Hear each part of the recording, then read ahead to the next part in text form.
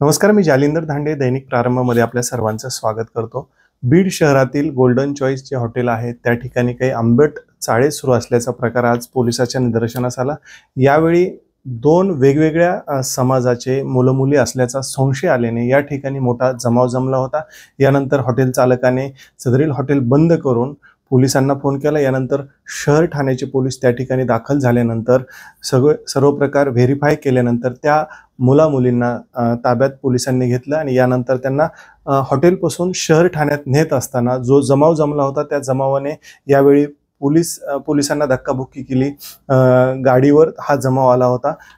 पोलिसांनी यावेळी सौम्य लाठीचार्ज केला। यानंतर जे दोन मुलं व दोन मुली पकडले होते त्यांना शहर पोलीस ठाण्यात नेण्यात आलेलं आहे।